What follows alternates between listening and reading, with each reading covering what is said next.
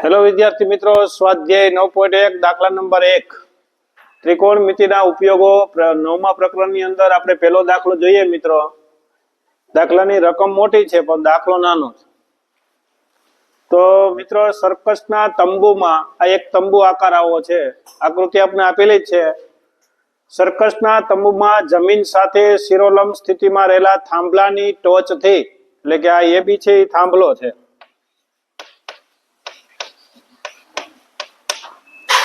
આ AB છે એ થાંભલો છે. એટલે થાંભલાની ટોચ થી જમીન સાથે, એટલે આ થાંભલાની ટોચ છે અને જમીન સાથે ઉપરથી નીચે તરફ જમીન સાથે, એટલે કે આ જમીન છે, થાંભલાની ટોચ છે.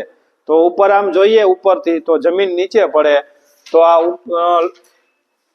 જમીન સાથે ખેંચીને, થાંભલાની ટોચ થી જમીન સાથે ખેંચીને બાંધેલા 20 મીટર લાંબુ દોરડું, તો આ દોરડાની લંબાઈ છે.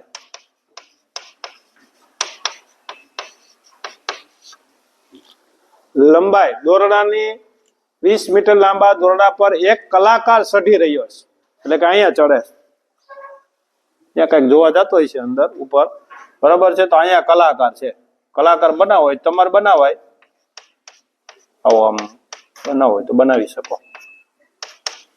અહીંથી ચડે, અહીંયા ઉપર જાય, બરોબર છે. કોની ઉપર? તો કે સર્કસ છે, એટલે સર્કસ ની અંદર એ દોરડું છે અને દોરડા ઉપર કલાકાર ઉપર તરફ જાય, ચઢી રહ્યો છે. જો દોરડું જમીન સાથે 30 ના માપનો ખૂણો બનાવે અહીંયા, તો આને મિત્રો કહેવાય દ્રષ્ટિ કિરણ અને આને કહેવાય સમક્ષિતિજ કિરણ, કારણ કે નીચેથી તરફ, એટલે કાંઈથી આ પૂરું થયું.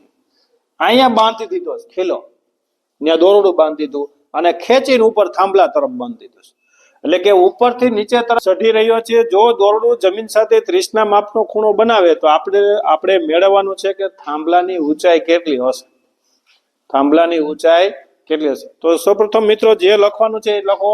તો AB થાંભલાની શું મેળવવાનું છે? તો કે થાંભલાની ઊંચાઈ. તો AB થાંભલાની ઊંચાઈ છે, AB બરાબર થાંભલાની ઊંચાઈ.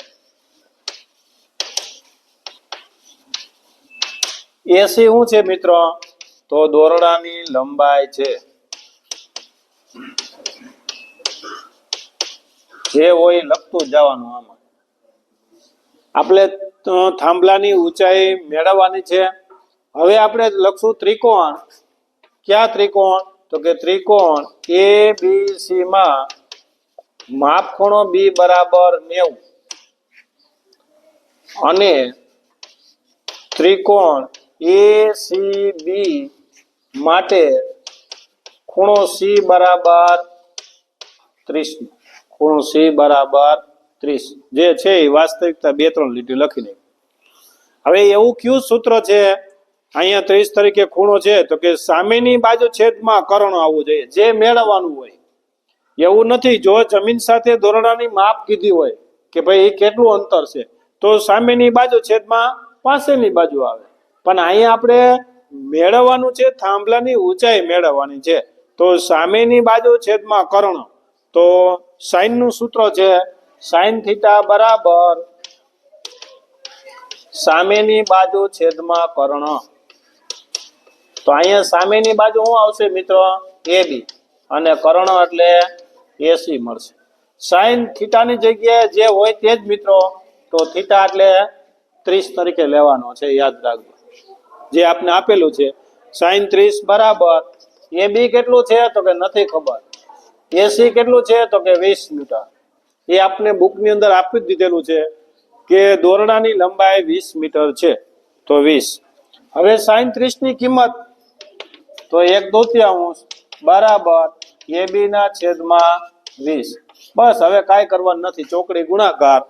તો કે 1 ગુણ્યા 20, 1 ગુણ્યા 20 અને અહીંયા લખવું હોય તો 2 ગુણ્યા AB, નો ખ્યાલ હોય તો.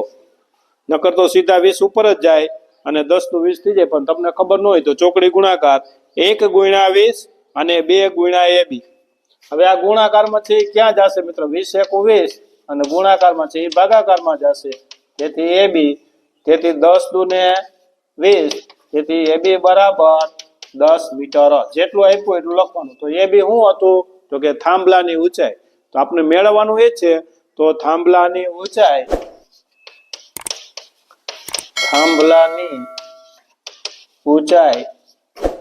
10 મીટર હશે.